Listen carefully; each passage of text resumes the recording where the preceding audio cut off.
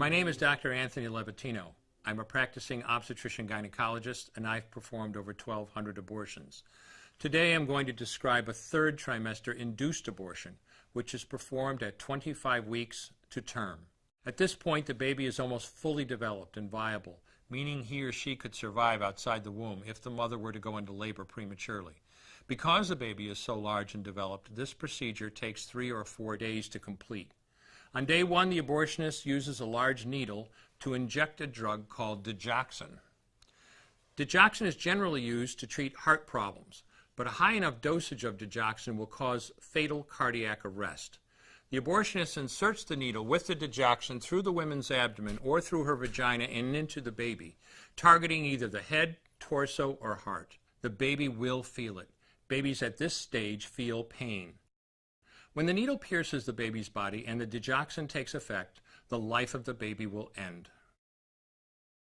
The abortionist then inserts multiple sticks of seaweed called laminaria into the woman's cervix. They will slowly open up the cervix for delivery of a stillborn baby. While the woman waits for the laminaria to dilate her cervix, she carries her dead baby inside of her for 2 to 3 days. On day 2, the abortionist replaces the laminaria and may perform a second ultrasound to ensure the baby is dead. If the child is still alive, he administers another lethal dose of digoxin.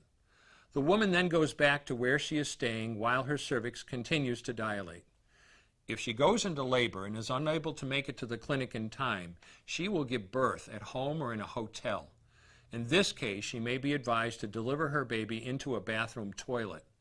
The abortionist then comes to remove the baby and clean up.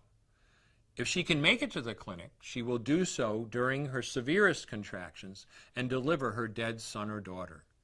If the baby does not come out whole, then the procedure becomes a D&E, a dilation and evacuation, and the abortionist uses clamps and forceps to dismember the baby, piece by piece.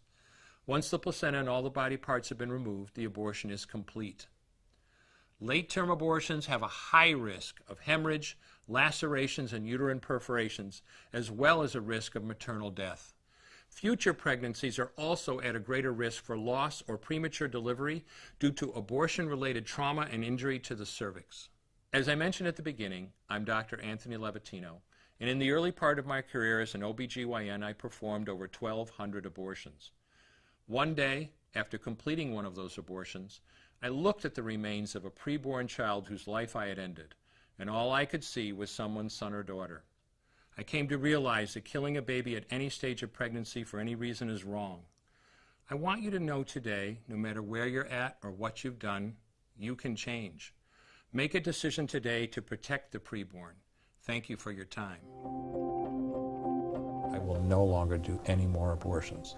When you finally figure out that killing a baby that big for money is wrong, that it doesn't take you too long to figure out it doesn't matter if the baby is this big or this big or this big or maybe even this big, it's all the same. And I haven't done any since then, and I never will.